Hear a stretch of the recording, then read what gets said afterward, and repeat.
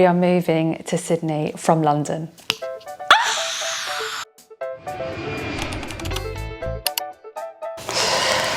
Is that recording? So let me introduce myself. I've just started out on this. I'm Francesca. I am a twin mum to two beautiful twin girls. We live in London. It's wild, it's wild. It's like a dream come true because it's something that we wanted to do for so long now. Deep down, I've always just wanted to move out of London. I've got my partner, Navid. He's actually originally from Iran, but he immigrated to Australia when he then moved to London 13 years ago for work. Since we met 7 years ago, we've had our twin girls, and all we wanted to do was just get out of London, get out of the UK and set up a new life in Sydney. I wanted to document this journey, just to have it as memories as well, and it's just great for the kids to look back on.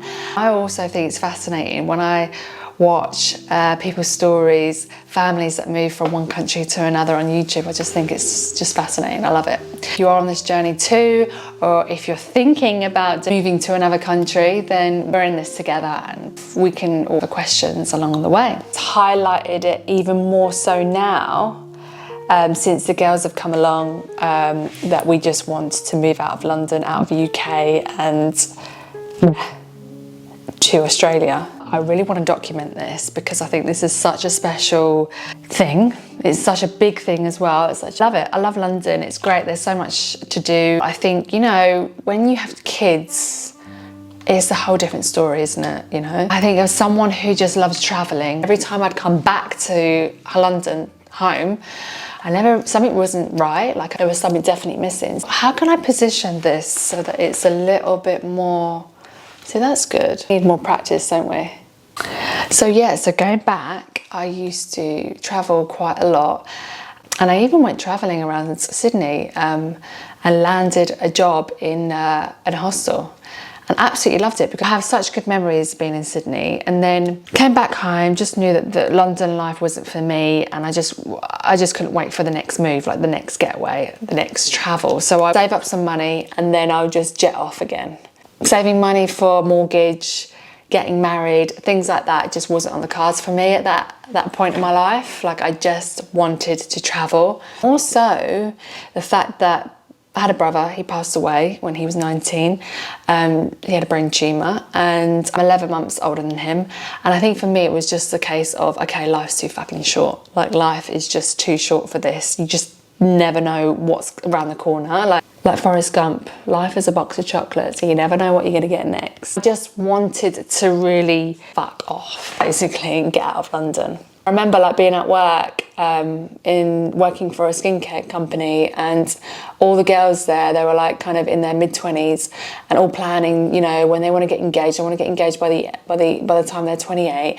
They want to have a mortgage by the time they're 29, get married by their 30 and have children by the, you know, and all I could think about was just packing a bag and just jetting off. And we're all different, aren't we? Like we've got different paths. And I think for me, it was just about experiencing life a little bit more. When I came back from traveling, I decided I wanted to do a degree. I wanted to study something. I wanted to go back to school. And I just wanted to you know, retrain my brain again because I'd been out of school for so long. And yeah, I just wanted to do something, but I wasn't sure what I wanted to do.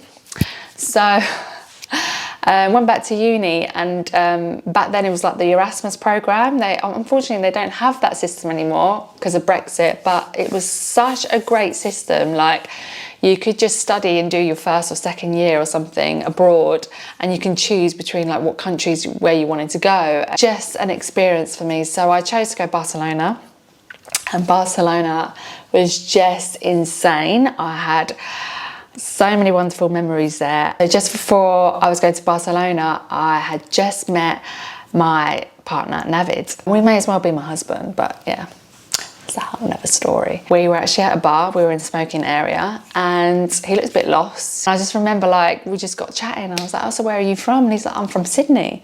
So I'm like, oh, okay. Really? Like, because his accent was so subtle that it didn't even sound, he didn't sound Australian to me. Maybe it was the drinks, the cocktails that I had. He was like, I couldn't even hear his accent clearly. But so he said he's from Sydney, and that was that. Anyway, we swapped numbers and we met up, we went for dinners and we got on really well. And for me, in my head, it was like, okay, I'm moving to Barcelona, so there's really no point in kind of investing in anyone right now because, well, for the next 12 months, I'm going to be living in another country, and my aim was to just focus on my studies and just to get through that. So I just remember being like, oh, do you know what? It's so lovely to meet you, but I'm off now. I'm off to Barcelona. And anyway, so our relationship just grew and we've got so many wonderful memories. He would fly out to Barcelona, have such a laugh. It was just like, you know, that honeymoon phase where everything's just like, you know, fully loved up. I came home and he was due to move out of his flat and I was due to move back into my flat. He moved in and that was that. The rest is history. COVID came and we wanted to have kids. Fell pregnant with twin girls. So everything's kind of happened quite quickly, I think. Well, I don't know, maybe it didn't, yeah. No, we've known each other now for 7 years and we have 2 girls. And one thing, that the first question he said to me was, look, I would love to go back home to Sydney. Is that something that you would do? Like, if we're going to be together, da da da. And I was like, yes, I would fucking love to go and live in Sydney. And obviously that's highlighted even more now having children, because that is something that we, like, if we're going to do this, we're going to go to Sydney, we need to kind of like do it pretty early on, because, well, we've got to sort out the schools and, you know, settling in and stuff like that. So thing is, like I said, I lost my brother. I don't have any other siblings. I am very close to my mum, and the girls have cousins in Australia. Now he's got his mum and dad there, and I think, you know what? It's just time. It's just time to go, and I'm gonna drag my mum along with me. Paid for mum's ticket to come over with us to Australia for 4 months, and I am praying that she'll just turn around and say, oh, do you know what? I actually really love it here. I'm staying. Right now, I feel like there is a million things to do and I'm getting a little bit overwhelmed. It is August in London and I've just turned my heating on because I'm absolutely freezing. If you have a look outside, it's quite grey. It's quite grey, it's quite cold. And I think obviously the number one reason as well for moving to Australia is the weather, because I am one of those humans that constantly, that just forever feels freezing all the time. I'm like a little hermit, I'm just cold. And I live in sweats basically most of the time, so I'm always cold. So can you imagine like living in a hot country when you're a cold hermit? It's just gonna be a different world, isn't it? Anyway, I've just finished getting ready. I'm gonna seize the day now and just start organising a few bits and bobs in the house, prep some dinner for later, and then pick the girls up from nursery. Okay, so see you soon. How long are you gonna be?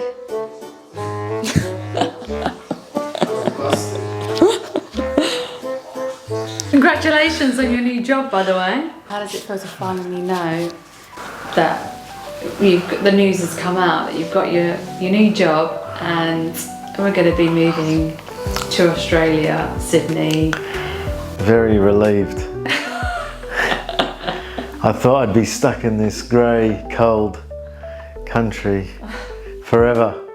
I mean, it's summer outside, but it's only 10 degrees and cloudy. I did almost start crying this morning when I found out. Did you? Aww. I was screaming inside, but I couldn't scream too loud because I was in a public shower facilities room. I was like, yes, yes, yes, yes, yes, yes, yes. What are you saying? I reckon we get one of these as well.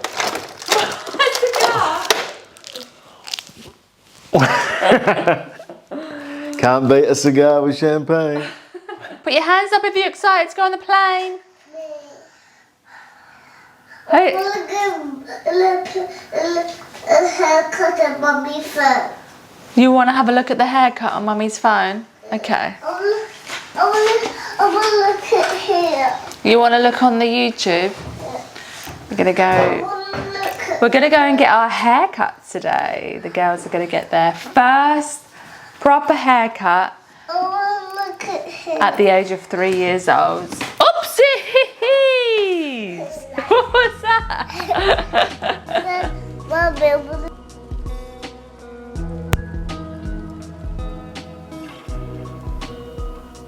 We remember where we parked. No. I think it's the third road up.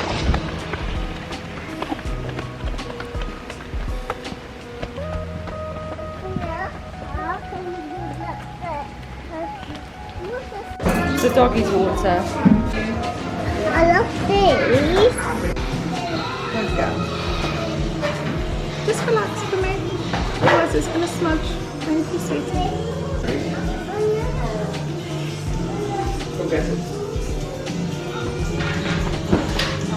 We're back. The girls and I just got our haircuts.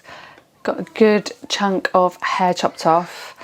New beginnings, new hair and all that. I still can't believe this journey is happening. I'm really, really grateful that you are still here watching and being able to share this with you and to connect with anyone that is also on this journey too. If you have enjoyed today's video, don't forget to give it a thumbs up. And why not go all out and pop a little comment below? A nice one though, yeah. I would love to hear all your thoughts and tips if you've moved across the world before. Thank you so much for watching, and until next time.